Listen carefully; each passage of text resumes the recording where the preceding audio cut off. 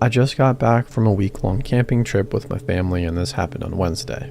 Where we were staying is a pretty popular campsite that I almost consider my second home due to the sheer amount of times I've stayed there. Since we were there during the week, it was pretty deserted, with only a few other families staying in the campers or cabins. After spending the whole day swimming in the river near the campground, everybody in my family was exhausted except for me. It was still horrendously hot outside, so I decided to go to the pool and cool off. At this point, it was around 7:30 at night, and as a rather socially awkward 17-year-old girl, I was super happy to see that nobody else was at the pool. I had been swimming for just a few minutes when I heard the gate open. I didn't have my glasses on at that point, but as far as I could tell, an older man had entered the pool area. I was kind of sad that I wouldn't have the pool to myself anymore, but whatever.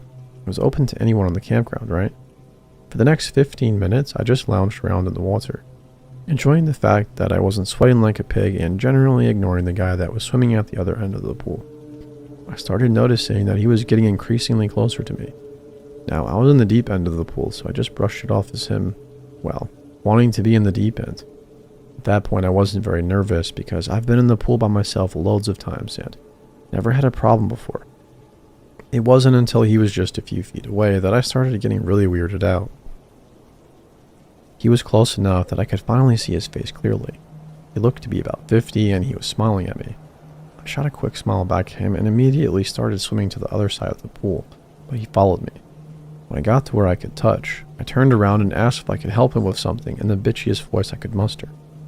This didn't really deter him. He just smiled again and said, "Maybe you can help me. I'm supposed to be staying at one of these cabins, number 15, but I can't seem to find it. So, can you help me?" This instantly made alarm bells sound in my head as all of the cabins were lined up in a row just a couple 100 feet from the pool and clearly marked with their numbers, and there were only 10 cabins there. Number 15 didn't exist. I just told him that I couldn't help him and climbed out of the pool to put my shorts on. I made sure that I couldn't see him the whole time as he exited the pool and once again followed me to where I had stored my bag. He got way too close for comfort, so I backed away towards the exit and glared at him. "Are you here all by yourself, pretty thing?" he asked, making my skin crawl. "You have such beautiful red hair. I'd really love if you'd help me find my cabin. I think it's just off the road there." He then pointed to the road leading out of the campgrounds, where I knew there was nothing but forest on one side and river on the other for miles. I grabbed my bag, looked him in the eyes, and said, "Back the heck off before I rip that stupid smile off your face." That was the only time his ever-present smile faltered, and I quickly stepped around him and jogged down to the office, where I started crying as I told the lady working there what just happened. It hadn't really hit me until that moment just how creepy that guy was. And that's the story of how I'll never return to that campground ever again.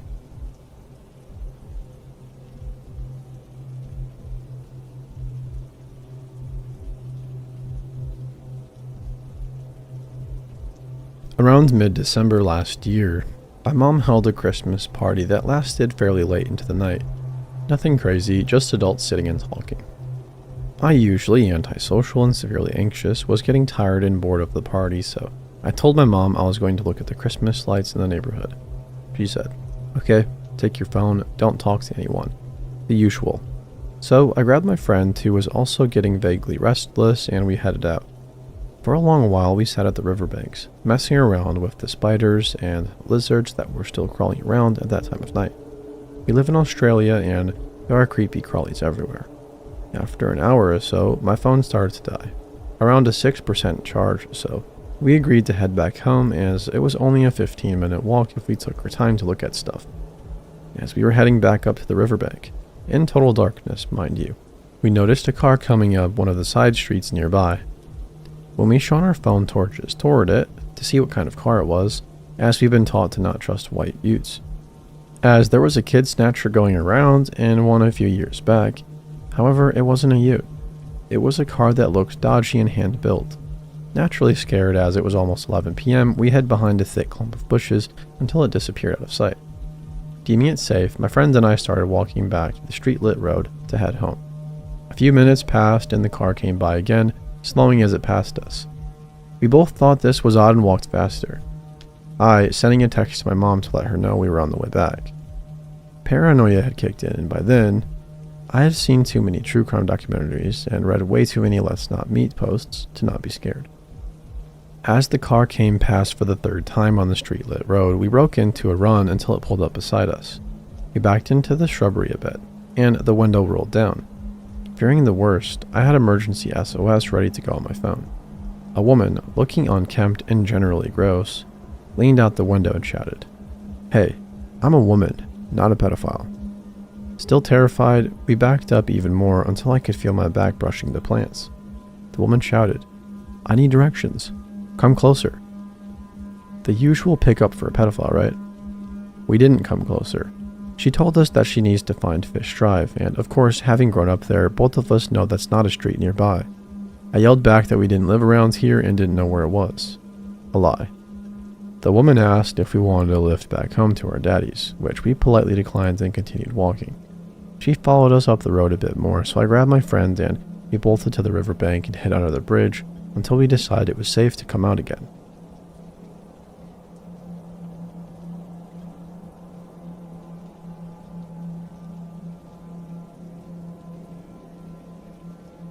This happened way back in October of 2006. At that time, I was just a 19-year-old kid, always on the lookout for adventure. One Friday night was wrapping up my shift at McDonald's, and I met up with some friends who suggested that we check out this haunted location called White's Bridge. My one buddy Brandon said that he'd recently learned about it and had began telling us the legends associated with the 100-year-old wood-covered bridge. Never one to turn down a spooky experience, we all piled into my green Ford Taurus and headed out on our journey. Brandon gave directions, guiding me off the main road, and within minutes we were on the dirt back roads, surrounded by woods and cornfields. Our only point of reference was a blinking cell tower off in the distance. We could tell that we were getting further from the city as our cell phones began slowly losing service. As we rode deeper and deeper into what legitimately felt like the absolute middle of nowhere, Brandon repeated the legend associated with the bridge. Back in the early 1900s, a local farmer discovered that his beloved wife had been cheating on him, and in a fit of rage, he killed her and her lover after discovering them in the act. After committing the cold-blooded murder, the farmer left his home and wandered the dirt roads in a daze. He eventually came upon White's Bridge, where the realization of what he had done finally began to sink in. He ended up dying near this bridge. As far as I can tell now, the story is complete fiction, but we totally believed it at the time. After a long and bumpy ride, Brandon instructed me to turn right and off-road, and I wouldn't have noticed was there had he not pointed it out. I took the turn, and there before us was White's Bridge. It looked like something straight out of a horror film, I'll be honest. An old wood-covered bridge, aged by time, sitting alone above a river deep in the middle of nowhere. We parked the car on the side of the road and got out to explore. Immediately catching our eyes was a scarecrow lying abandoned at the entrance to the bridge. My friend Mike, who was known as somewhat of a risk-taker and a stupid one at that, picked up the scarecrow and lit it on fire. The hay body bursted up into a ball of flames, and Mike waved it around proudly next to the old dry wood bridge. Realizing the risk, I told him to throw the damn thing in the river and put it out, which thankfully he did. After making sure there weren't any rogue embers that could ignite the bridge, Brandon suggested that we get back in the car and pull it onto the bridge. He explained that the legend was that if you parked your car in the middle of the bridge, put it in neutral, and killed the engine, the spirit of the dead farmer would push the vehicle forward to get it off the bridge. Naturally, we had to try it. We piled back in and did exactly as he said. We parked halfway across the rickety old bridge and killed the engine. We sat in the pitch black, saying nothing, waiting for something, anything to happen. The only sounds were the creaking of the bridge, the river flowing beneath us, and footsteps. Suddenly, the back driver's side door opens and a woman abruptly enters the back seat, cramming in next to my two friends, back there. She looked to be in her late 20s, maybe early 30s, with long straight black hair, slim, and wearing a plaid shirt and blue jeans. It's been a while, but this is essentially how I remember the conversation going. "I saw your fire signal for me," she said. Wait, what?" I replied, totally freaked out and at a complete loss for words. "I'm so glad you came. My boyfriend's car broke down that way. I need a ride back." My brain was doing its best to compute the situation. "I'm sorry, but who are you?" I asked. "What are you doing out here?" "I told you," she responded curtly. "My boyfriend's car broke down over there. Can you please just give me a ride so I don't have to walk all the way back?" She was pointing ahead towards a narrow road that forked off to the right on the other side of the bridge. My friend Mike, the scarecrow burner, and ever the gentleman, added, "I mean, if you need a place to stay, you're more than welcome to come crash in mine." I got plenty to drink and... I interrupted him. "No, lady, listen, I'm sorry. I don't know who you are. You just got in my car and this is all really weird, so... You could be an axe murderer for all I know, and... Sorry, you just have to leave." She glared at me in the rearview mirror. If looks could kill, I would have been done for. "But you signaled for me," she responded in an irritated tone. "We weren't signaling for you," I said. "Get out." She let out an angry sigh and got out, walking back in the direction from which she came and disappearing into the night. I started the engine right up and looked at my friends. They all had looks of disbelief on their faces. Without saying a word, I put the car in drive and slowly rolled forward and off the bridge. We needed to turn around and go back across the bridge to get back to where we had come from. And the only way to do that was to pull into the side road that the woman said her boyfriend's car had broken down on and then reverse. As I pulled onto the side road, my headlights illuminated the 3 posted signs that I hadn't been able to see from the bridge. No trespassing, private property, and do not enter. Looking up the road, there was no sign of the woman, wherever she went. It didn't appear that she went that way. I didn't want to stick around though, so I backed up and crossed the bridge again, and from there I began the journey home. We didn't have much to say on the ride home. I think we were all equally stunned. Except for Mike, who asked if he knew anyone that would be awake at this hour that he could score some weed from. I visited White's Bridge a couple other times after that, but nothing of note happened in my subsequent visits. Sadly, some delinquents burned down the old White's Bridge some years ago. It was rebuilt, but from what I hear, it's just not the same as the original. I don't have any plans to go and check it out.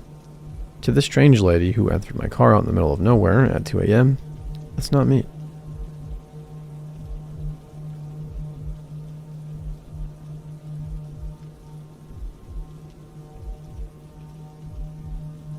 I was an asshole after I graduated high school. So much so that my parents gave me 2 options at the end of summer: go to university or go to missionary school. It was August, so there was no way I was going to get in any type of program, so missionary school it was. I spent 3 months on a ranch before packing my gigantic backpack and taking off to the Philippines. We lived in one of the bigger cities in the south but traveled often. One week, we went to a remote mountain village. We slept in huts, helped out with building new structures, and just hung out with the people that lived there. There was one light bulb in the village, and once it turned out for the night, we turned to our dorky headlamps. Earlier that week, people noticed things going missing. T-shirts and water bottles, toothbrushes and extra sandals. We didn't make a huge deal out of it.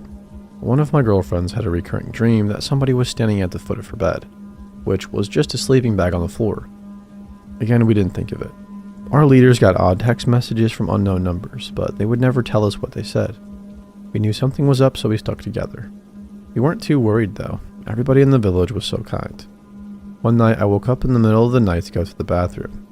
Bathroom meaning the hole dug in the ground a minute or 2 walk from my hut.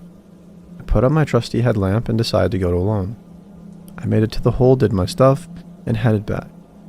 Usually there's nothing to hear around but the rushing of a nearby river and the occasional bug chirping. This time I heard rustling. I saw dark shapes moving around the village, darting between the huts and just scurrying around in general. I turned off my headlamp and didn't move until the dark object seemingly vanished. I went back to bed, or at least tried to. A few hours later, before the sun even rose, our leaders woke us up. It turns out the messages they were getting were from the communist rebels that had moved their operations up into the mountain.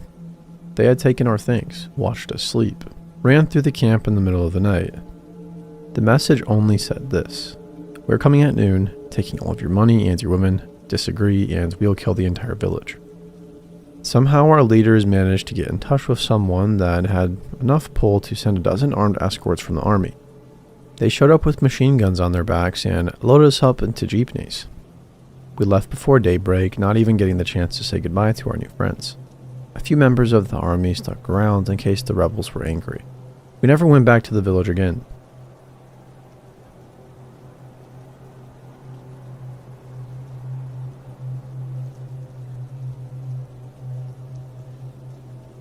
This is one of my favorite personal stories since everything turned out alright.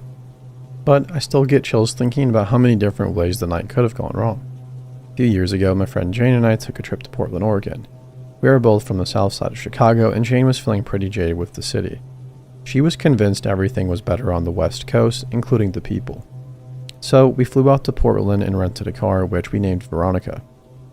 The day before we were supposed to fly back home, we took Veronica and drove up to Aberdeen, Washington, to see Kurt Cobain's childhood home.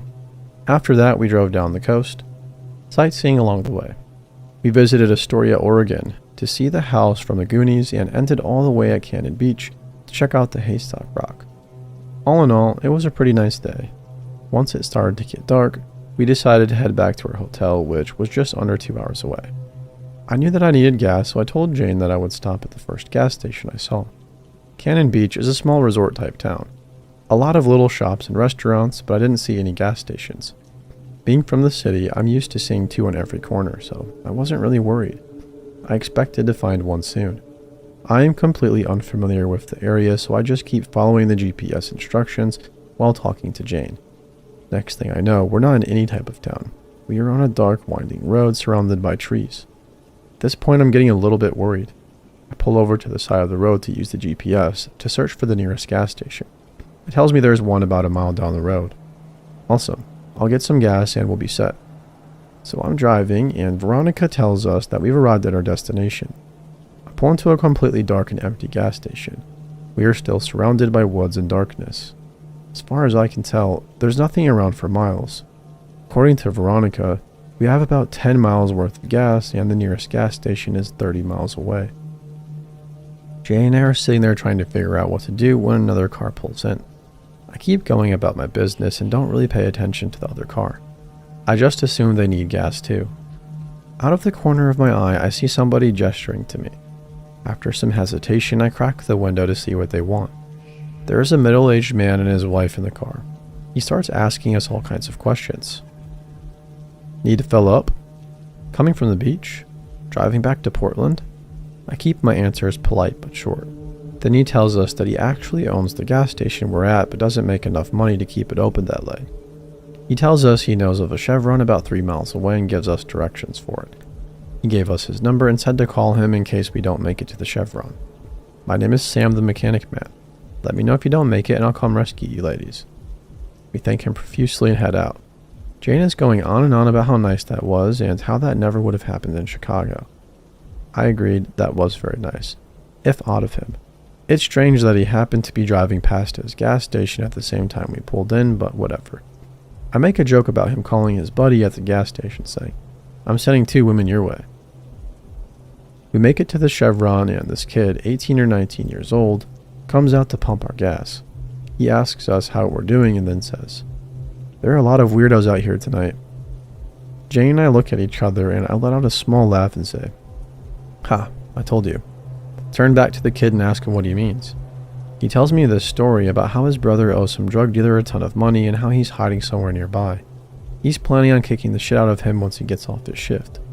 I can tell Jane is getting uncomfortable with the building weirdness of the night, so I give the kid a good tip, wish him luck, and start driving again.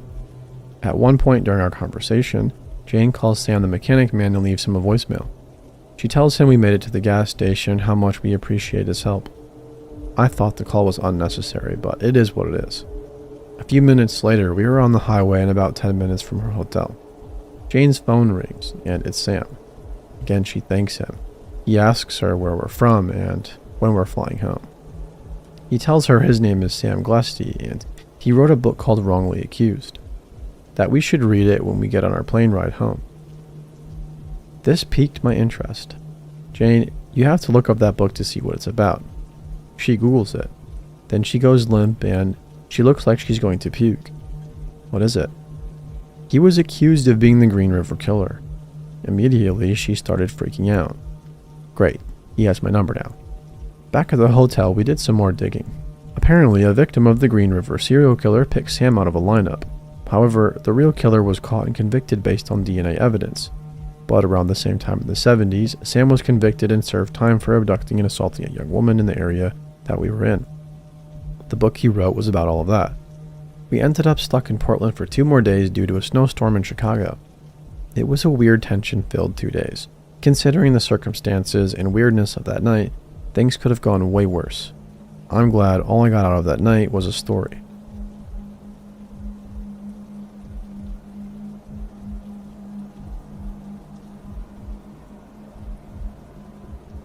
In 1968, my grandpa was working as a professional rodeo announcer, traveling all over the western US almost every weekend. In the early days of his career, he just drove to each rodeo, wearing out 2 new cars per year. Instead of burning through vehicles and wasting a ton of time, he started flying small planes. Each time he had to go announce, Grandma would drive him to the Salem airport to his hangar. He'd fly to Salinas or Calgary or Houston, and she'd come pick him up when he returned. Grandpa was on his way back from a rodeo and called Grandma from whichever city he'd gone to, telling her that he'd be back late, around midnight or 1 o'clock, and to come by and pick him up. After waiting a little closer to the arrival time, Grandma hopped in her enormous Lincoln, the preferred car of Grandma's everywhere, and made her way through the back roads of South Salem to the airport. This town is not known for being a happening place even now, and in '68 that held especially true. That's why it struck Grandma as odd that a pair of headlights pulled out behind her on the empty winding road. She kept glancing in the rear view, and each time, the car behind her was the same distance from her tail. It matched her, turn for turn. She prolonged the trip a bit, hoping whoever it was would drop off and stop following, but it wasn't happening. At this point, she figured Grandpa had already arrived at the airport. Of course, she had no way to tell him what was happening and nowhere to go. Every gas station and mini-mart from Eugene to Portland would be closed, and Grandpa was not known for his patience nor his level-headedness. She finally turned into the airport, down the row of hangars.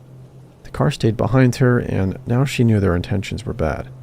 There was no reason to follow a lone woman down a dead-end road at a closed airport. She pulled up to Grandpa's hangar. He would leave the light on and the large roll-up door open slightly so that he could hear her honk for him to come out and lock up. As she pulled up, she laid on the horn in long, insistent blasts.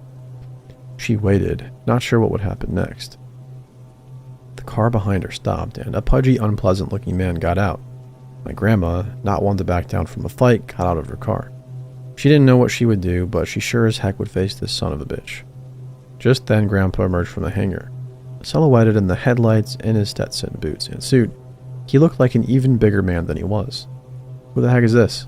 he shouted, with a hint of accusation in his booming voice. "I have no idea," said Grandma. "He's been following me for miles." At that point, the puggish plump man ran back to his car and gunned it.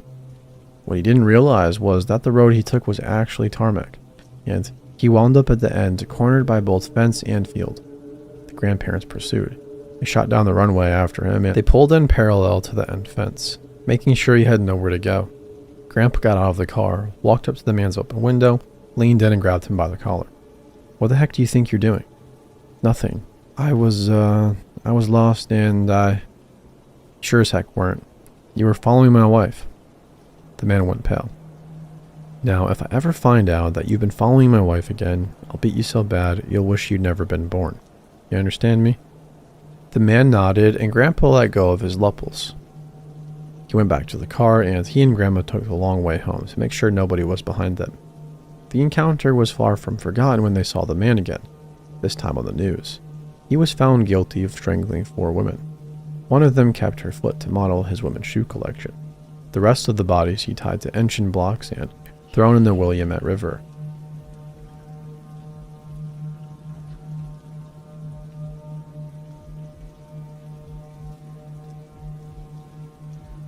Hello, this is the first time I'm going to be sharing this story online. I'm a female, now 22 years old, only 5'1", and don't have many means of protecting myself. When I first left home, I got an apartment and a job at an exclusive club in LA while studying online. I was 19 years old when I first started working there, and learned very quickly the environment I was in. Creepy old men, cheating husbands, and 0 women would ever walk in, unless they worked at this club. Important detail. The good bottle service money kept me around for way longer than it should have. I always took my breaks outside in the back, scrolled on my phone, and sat on one of the benches until it was time to go back in. We all did this, a breath of fresh air from the cigar smoke. As I did my usual routine, this was the first time I ever saw a female that I didn't work with, even in the parking lot. I assumed a husband had gotten caught up, and doing something she didn't like. That quickly became far from the truth. She walked up to me very put together. expensive bag, expensive heels, and got dropped off in a very nicely priced vehicle. It had a New York license plate in the front, which wasn't really the norm in LA. When she got close enough to me, she asked me to help her pick up some change that had fallen under her vehicle. "But didn't you just get dropped off?" is all that I could think of. I declined and apologized, but my break was over. I asked if I could get one of the bouncers to assist her, but she declined.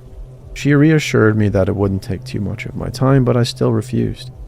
Went back to work, told some of the girls I worked with to be careful, as it was incredibly suspicious in my opinion. After work, I drove home to study and then get some sleep. My apartment was on the first floor in a non-gated area, with windows in my bedroom and living room that had views of the parking lot. I know, super luxurious. I sat down on my couch, pulled out my laptop, and just proceeded with my after-work routine. 20 to 25 minutes after I get home, I see a flash from a phone straight into my living room window. What the heck? I immediately run to the window, and there it was. The same black vehicle parked right there in hindsight. I closed my blinds and immediately called the police. They showed up, looked around, asked some questions, and then left. Now, they did show up 15 minutes after I called, so I'm not sure if I even expected them to find anything, but I wish they did. 2 weeks later, I'm at my local pet store with my German Shepherd. She's my rock and protector. I took her wherever I could after this incident, and I had recognized the lady across the aisle, her face in the same outfit as the same woman who came up to me while I was at work. I made sure my dog could see her and that she could see my dog. She's fully trained, so I wasn't scared of them this time. I checked out after I saw her leave and walked towards my car to leave. A weird note was left on my windshield. I didn't care. I got in, drove straight home. The letter was some BS about me accidentally hitting her car. Not sure why, but maybe some sort of tactic. My neighbors kept their eye out for me and let me know when they see them. One of them even asked my neighbor if I was single and acted like they just saw me around the complex. Little things happen still, like random calls with weird voicemails, which I can link, random tissues on my car, and other things that I still just choose to ignore. Thank you for reading. This has been going on for like 3.5 years now. I haven't seen them since, but they definitely let me know they're still around.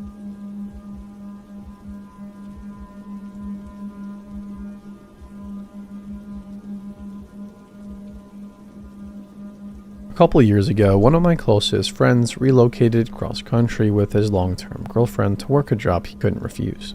The only issue he had was that he did not want to fly his dogs out with him when they made the move, since they'd be staying in a hotel for the first month. He was also a bit reluctant to fly them out due to health concerns for both pets. By the time he located a home to rent, he was missing his furry buddies and made the request of his sister, another close friend, and me to drive them to him in LA. Now, we are Chicago folks, so the trip would be a long one. However, with the three of us, to foot the nearly 30-hour drive, it would be a piece of cake. We left early and drove long hours. Along the way, it was decided between my friend and me that we'd foot the majority of the drive ourselves, and if we needed to, we'd let our friend's sister do some driving.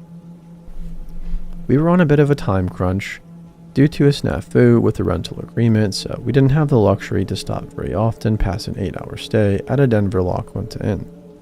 As for the journey itself, it was relatively smooth, barring getting pulled over right before entering Utah for driving 2 miles in the left lane of an empty highway. Whoops. From that point, we made it through Utah, Arizona, and Nevada without much trouble until we entered California in need of gas. I had been driving for the majority of the first day and tagged my buddy in after being pulled over. I remained in the shotgun seat as navigator, searching through the GPS for a fuel stop. We kept our eyes peeled for road signs and found a sign pointing to Yermo Ghost Town, or something along those lines, which had a mobile station. How wonderful. It was convenient too, as it was located almost directly off the interstate. We rolled in on a little more than fumes than we approached the pumps.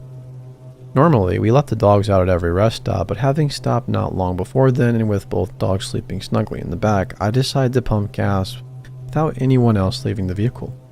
My buddy pulled us up on the opposite side of a beat-up green sedan with a short, plump gentleman who just turned in to approach the shop. I noticed a few other hoopties at the pumps, all unoccupied, and there were a couple of other cars parked up near the station, most likely belonging to the employees, though nothing seemed out of the ordinary. Until I swiped my credit card. The pump rejected my first swipe attempt, which I chalked up to a misread. I swiped again and the pump reads out, "Please see attendant." I was annoyed, but we needed gas. I tapped on the window and told my buddy what I was doing and asked if anyone needed anything. After taking their orders for Gatorade and Marlboro Reds, I walked up to the store and made a mental note of how strange this gas station was. Kind of quiet, especially for one night off the interstate, but that's no matter. As I walked in, though, more weirdness. The first thing I noticed is that there are some boxes of chips just left on the floor, like somebody was stocking shelves and quit. As I veered to my right, I noticed that immediately there was no one milling about in this place. With the 6 cars beside my own out here, I felt like I would see someone. Things got even weirder when I realized that there was no one behind the counter. No customers or workers. And then it dawned on me. What had happened to the gentleman who was at the pump adjacent to mine? Surely they can't all be in the bathroom. This is where I begin to feel this gnawing sensation in my stomach. Something isn't right. I've always been a person who felt like I could trust my instincts, and those instincts were screaming at me to just get the heck out. I want to run, but I hold back. I would look suspicious booking out of a gas station that was empty and decide to just play it cool. Natural. Don't let your body language let on to how badly you're freaking out in your head. I was probably inside of this gas station for only a couple of minutes when I left, but I stopped just before exiting to listen for something. Anything. A flushing toilet would have been a good sound, but nothing. As I exit the shop and see my car, I begin to feel dread. It's like that moment in a movie where the hero is about to make it to the end of their trial, but the celebratory fanfare disappears, and in that silence something comes and strikes them down. I am about 25 yards from the car when I see this gentleman come out from around the side of the shop opposite of me. This is not the same man as I saw while pumping gas. He was larger and had a peculiar look on his face. The best way I could describe it was like Nick Cage's smile from Face Off before the titular act had occurred. I continued walking towards my car, but when I turned back to look at him, he was now walking towards me with a purpose. At this point, I noticed my way back to the car with increased urgency in my step. And of course, my friend has the door to the car locked like a complete douche clown. There is also the 95-pound golden retriever sitting in my seat. Apparently, my travel companions did not notice how freaked out I was or the creepy gentleman still walking in my direction. I punched the window and told him to unlock the door, to which he only half rolls down the window to tell me the dog was in my seat, and they were afraid that she'd jump out when I opened the door. I reached my hand in and threw the dog towards the back seat as hard as I could while my friend was just now realizing how freaked out I was. He started the car and drove off quickly. I took one last look back and saw that Nick Cage dude had stopped about a pump away from where we were still with that same look on his face. We found another gas station further down the road, this time with a ton of people inside and out. After thoroughly creeping out my friends with the story as I pumped gas, we made our way back to the interstate, which meant passing that gas station again. It's been about 15 minutes since we pulled out initially, and we go silent as we notice that those very same cars are still sitting in the same spots where we had left them. After thoroughly freaking out for a few miles, I received a phone call from my credit card company about a $100 exchange at a mobile station. The lady on the phone was really helpful in fixing the situation for me, and wasn't as entirely creeped out by the situation as we were. In the end, we made it to LA and had a great vacation, but it still bothers me as to what the heck was going on at this little gas station off the highway, and what the heck that smiling man's story was.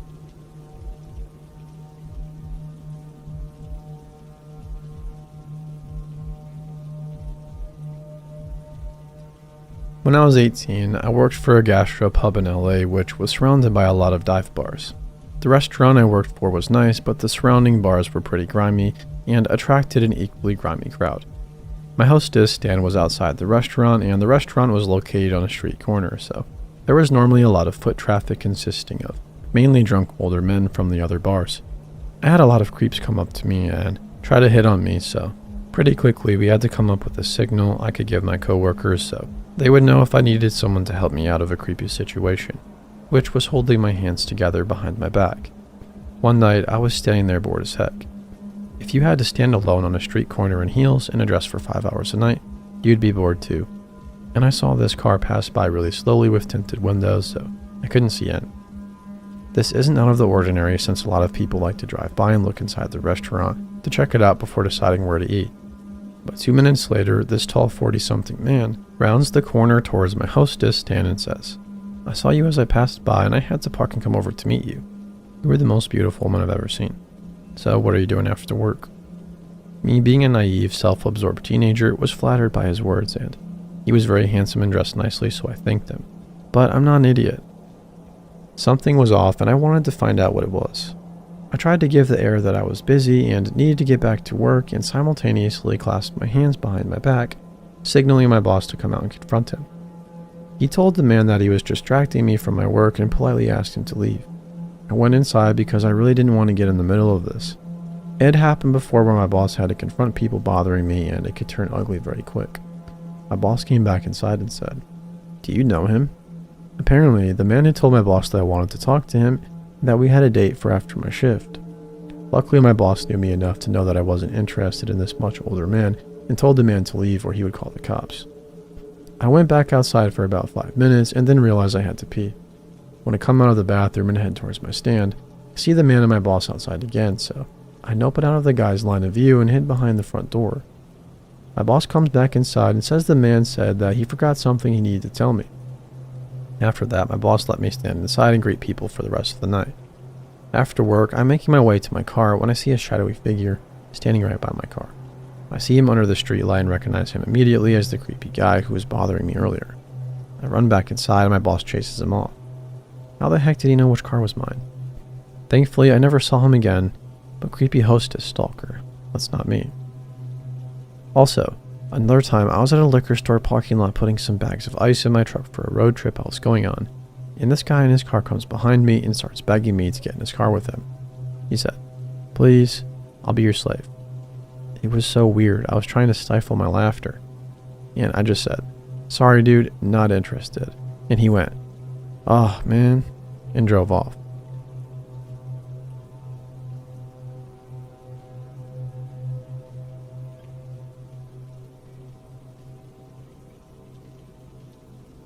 Many years ago, before kids, rescue animals, a mortgage, and a husband, I was a travel writer in Europe. I did most of my trips alone. This story is about the first time I visited Prague. I'd never been to Prague, and the trip was last minute, so I had little time to prepare. My travel partner had dumped me in another country, and I was determined to make the best out of the trip by visiting a place I'd never been. Upon arrival at the train station, I visited the accommodation office and asked for a hostel not far from the center. In my early 20s, winging it was part of the fun.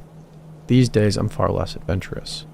The hostel they sent me to was a sprawling, crumbling slate gray Art Deco building on a nondescript street about a 10-minute walk to Starmesta.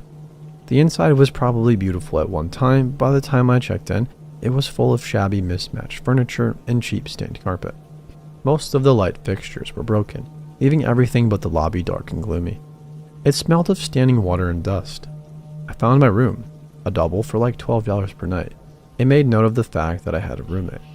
She wasn't there, but on her side of the room there was a suitcase, a dress neatly folded across the back of a plastic chair, a scattering of makeup containers on the beat-up desk, and a stack of German fashion magazines on the bed.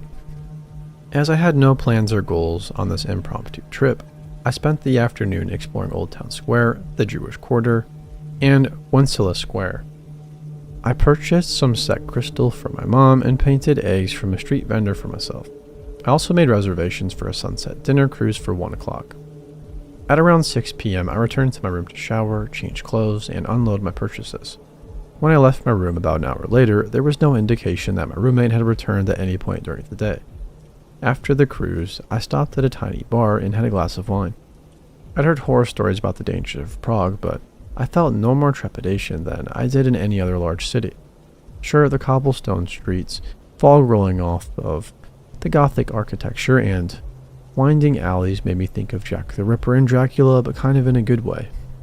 It was nearly midnight when I returned to my hostel, so I was surprised to find that my roommate still hadn't returned. That wasn't uncommon though. Backpackers are a fickle lot. She could have gone on a short overnight trip and just left her stuff behind, hooked up with a guy, or girl I suppose, and been holed up at their place or hanging out at another hostel. So I was surprised but not concerned. I took another shower before bed. However, I was surprised to find that the things in the room had changed up on my return. Her bed was neatly turned down. The magazines had moved to the nightstand and the dress was gone. The strangest thing, though, was the addition of a pink silky nightgown spread across the bed. My bed. Maybe she thought she still had the room to herself. I didn't see how. My shopping bags, clothes, and toiletries were in plain view. I gently moved the nightgown over to her bed and then settled in for the night as I wrote in my journal. I assumed she was in the shower or somewhere nearby, so I expected her to return shortly. After about an hour, though, her side was still empty. I needed to use the restroom before I went to sleep, so I made one last trip down the hall. The building was unusually quiet. There weren't the regular sounds of chatty backpackers, the clinking of glasses, or music that would normally leak through the walls.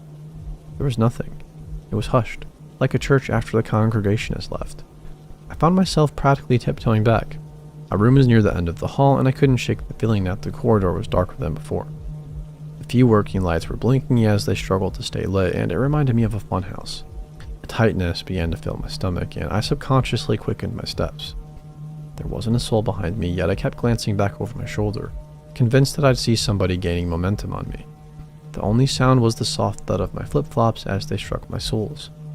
I was flooded with relief as I flung open my door, but it didn't last long. Everything was exactly as it was left, except for the silky nightgown, which was now back on my bed. Sleep came in fits and starts. I left the lamp on for a while, still convinced my roommate would be right back, but the shadows it cast made the room even spookier. It was too dark with the light off.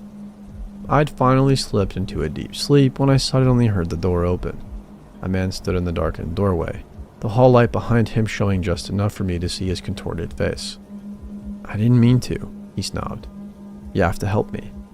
Too confused and disoriented to be scared, I sat up, scrubbed at my eyes, and reached for the lamp switch. But once the room was light, I saw that the door was closed. There was no man. I quickly bounded off the bed and went for the door. It was locked. Nobody could have entered without a key. And the hallway? Empty. I passed the rest of the night fully clothed, sitting up in bed and with the light on, though I'd paid for 2 more nights. At 7 a.m., I gathered all of my stuff and went down to the reception desk to check out. "By the way," I said to the 20-something receptionist, "my roommate never returned. I'm a little concerned." She picked up the room key, looked at it hard, frowned, and then glanced at her computer. "What room were you in again?" When I repeated it to her, she looked back at her screen. "Ma'am, that room's been empty for 3 weeks, and it's been cleaned since then. We only have 6 people in the whole building. The hostel has since been renovated and is now a luxury hotel." I realized that we didn't physically meet, but I thought it was relevant since I seemed to have met somebody. Someone entered and left my room.